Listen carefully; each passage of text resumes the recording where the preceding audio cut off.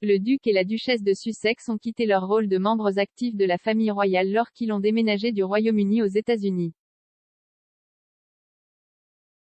Il est peu probable que le prince Harry et Meghan Markle rejoignent la famille royale à la retraite de campagne de Sandringham pour leur premier Noël sans la reine Elisabeth II, a-t-on affirmé.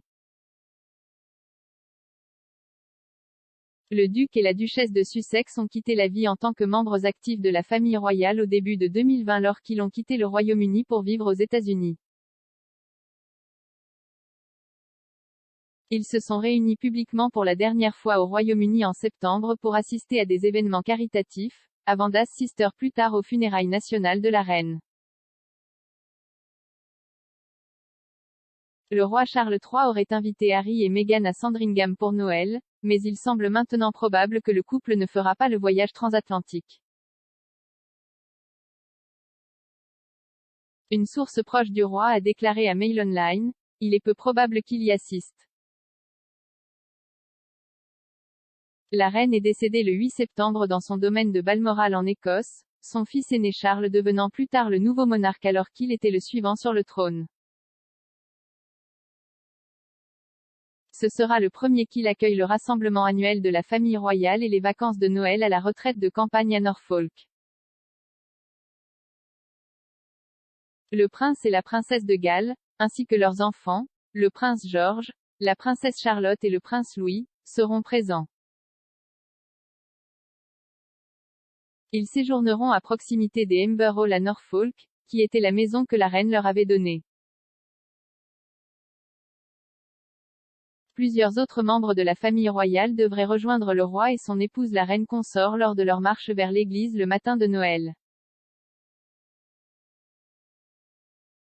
Sandringham est l'endroit où les membres de la famille royale se sont réunis pour Noël et le Nouvel An depuis 1988. La pandémie de Covid qui a balayé le pays a forcé un changement dans cette routine annuelle au cours des dernières années. Ce Noël, les membres de la famille royale devraient célébrer Noël au domaine de Norfolk alors qu'ils se réunissent pour leur premier Noël depuis la mort de la reine.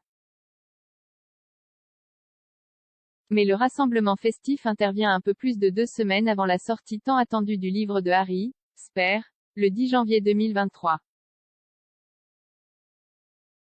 Lors de l'annonce de la nouvelle le mois dernier, l'éditeur Penguin Random House a déclaré que le livre détaillerait avec une honnêteté brute et sans faille son parcours du traumatisme à la guérison, ajoutant, « Pour Harry, c'est enfin son histoire. »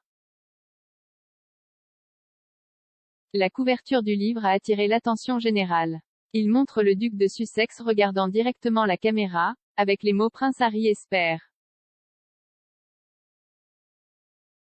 Le titre fait référence à l'expression l'héritier et le remplaçant.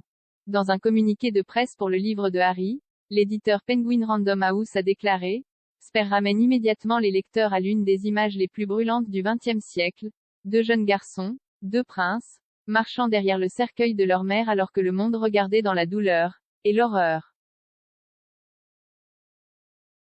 Alors que Diana, princesse de Galles, était inhumée, des milliards de personnes se demandaient ce que les princes devaient penser et ressentir, et comment leur vie allait se dérouler à partir de ce moment-là. Pour Harry, c'est enfin son histoire. Avec son honnêteté brute et inébranlable, Spare est une publication historique pleine de perspicacité, de révélation, d'auto-examen et de sagesse durement acquise sur le pouvoir éternel de l'amour sur le chagrin. Quand Harry a annoncé les détails du livre en 2021, il a déclaré dans un communiqué, « J'écris ceci non pas en tant que prince que je suis né mais en tant qu'homme que je suis devenu. » J'ai porté de nombreux chapeaux au fil des ans, au propre comme au figuré, et j'espère qu'en racontant mon histoire, les hauts et les bas, les erreurs, les leçons apprises, je peux aider à montrer que peu importe d'où nous venons, nous avons plus en commun que nous ne le pensons. Je suis profondément reconnaissant d'avoir eu l'opportunité de partager ce que j'ai appris au cours de ma vie jusqu'à présent et j'ai hâte que les gens lisent un récit de première main de ma vie qui soit exact et entièrement véridique.